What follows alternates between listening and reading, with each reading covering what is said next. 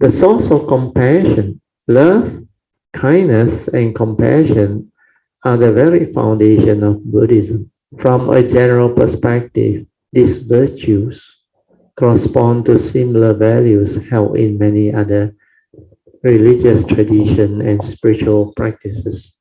However, in Buddhism, genuine love and compassion arise from a penetrative insight into the true nature of our own existence. That's the reason why when we can understand ourselves, we can understand others, and are thereby more firmly grounded in a practitioner's experience. So that is the big difference. We can understand this from two perspectives. First, from the perspective of interdependence, we see that no phenomena in the world, whether material or mental, exists independently of other phenomena. All beings and things are intimately related to one another through cause and condition, or cause and effect. All of the activity engaged in by a seemingly independent entity are actually connected to and affected by the activities of other entities in an intricate, infinite network. Everything that exists relies on innumerable, apparently external factors for their existence. Separation from this vast system of connection among all things would make existence impossible. This is the profound reality of the nature of this world we live in. That's why nature's law is also the reality of our own individual lives as we live them. We are all connected to each other and to all living beings, both sentient and insentient. Sentient and insentient. On a human scale, we can see the truth of interdependence in the fact that no person can live entirely apart from society. We depend on the assistance of other human beings for everything we have, from the basic necessity of life such as food, clothing, and shelter, up to the various forms of knowledge and skill that we acquire, and to the sense of satisfaction and fulfillment we derive from our job, our career. If we are fortunate to live in a relatively stable society, we should know that much of the order and stability in our daily life depends on the structure of our society and on the work of other people in all sorts of public institutions. Similarly, global interrelationship and the mutual influence between different nations and cultures are often demonstrated in fields like economics, political science, and cultural studies. So the way how Master Sun Yan looked at all this is quite good. But on a bigger picture, it is of course nature's law, which he didn't mention. On a larger scale, countless other forms of life, both sentient and insentient, have either direct or indirect influence on our well-being. Also, from the viewpoint of the Buddhist belief in innumerable past life and future birth, each of us must have in countless previous lives once lived in very close, direct connection to every other sentient beings.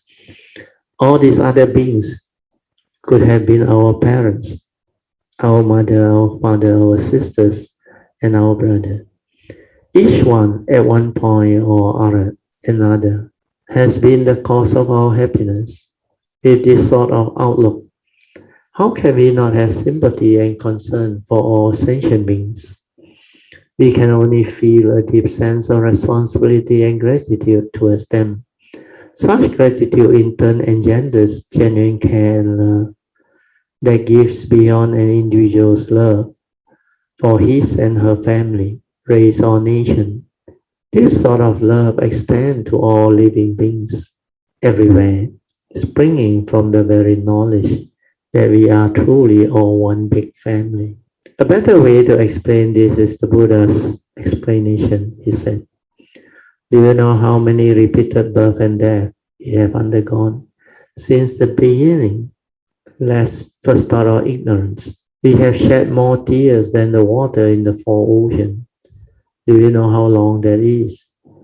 Every life, how much tears can you shed? Very likely it's only 1 gallon or less. And in the four oceans, do you know how many gallons of seawater there are? Let me tell you, it's amazing. That's the reason why we could have been related in some way. But through karma and countless rebirth, we might have forgotten. That's why when they are born as our children, you think, wow, my children. Actually, it's your coming debtor that came back to ask for your coming debt. That's why in Mahayana, they said it is Yan Qing Zai Zhu. But you still think they are your children. And you may say, what can I do? He is my son, he is my daughter. Then his son and his children will say, he has to give in because he is my papa. Last time you swindled them, make them miserable, but you didn't know. Now they swindle you back, but because of karma, you will willingly give it back to them, thinking that they are your children. Yet you will become so miserable because of what they did to you, and you cannot do anything about it because you say, they are my children. That's why they have to be your children, so that you will pay them back willingly. So this is what the law of karma is all about.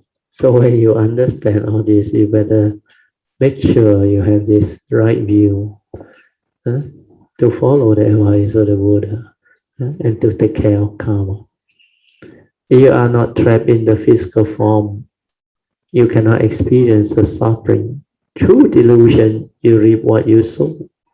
In the past, when you cause suffering and misery to others, you don't know because you are heedless. So through nature's law of karma, the friction will come about. And when you understand nature's law, you will never violate this law of karma, where it's never worthwhile to do so. I used to tell Kayamita, it's never worthwhile to violate any of this karmic law, especially the 5 basic precepts. You will have to hold on to them very seriously because it's never worthwhile to violate them. It will show it to you in your cultivation. The moment you try something funny, it hits back immediately. Karma is so powerful. Cultivator of the way will determine to have this understanding life after life when they come. And they will connect very fast. They will never violate any of this moral causation or law of karma because they understand it's never worthwhile to do so. Secondly, from the perspective of equality of conditions, all of this infinitely varied sorts of interrelations and connection among sentient beings and insentient beings give rise to a multitude of individual traits and distinctions. However, since these seemingly unique and distinct entities are all contingent upon one another, not one of them can be said to exist autonomously and permanently in and of itself. This is the nature of emptiness. As we penetrate the depth of this conditionality through contemplation and the cultivation of genuine compassion, we can understand personally and directly that all phenomena are empty of any inherent separate nature of their own because they are dependent originating. We are living in an existential world of causal phenomena. This essence or empty nature of existence of all things reveals their likeness, their profound similarity with the realization of the non-dual equal nature of existence, which is the experience of wisdom and unbound desire to help and benefit all beings. Indiscriminately were then well up in our heart. So this coming Friday, 22nd April 2016, it was at that time when the talk was given. I will be giving a Dhamma talk in Klang with the title, The Three Universal Characteristics of Nature. This talk will benefit you a lot more because I will explain all this more clearly in the Dhamma talk.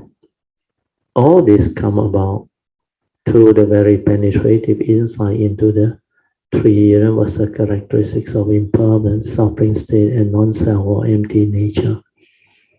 As real as it can be, is only within the moment, and how stable is the present moment. Split second is dead and gone. And why do you still hold on to it? Ultimately, it's just a thought, nothing else. And what is a thought?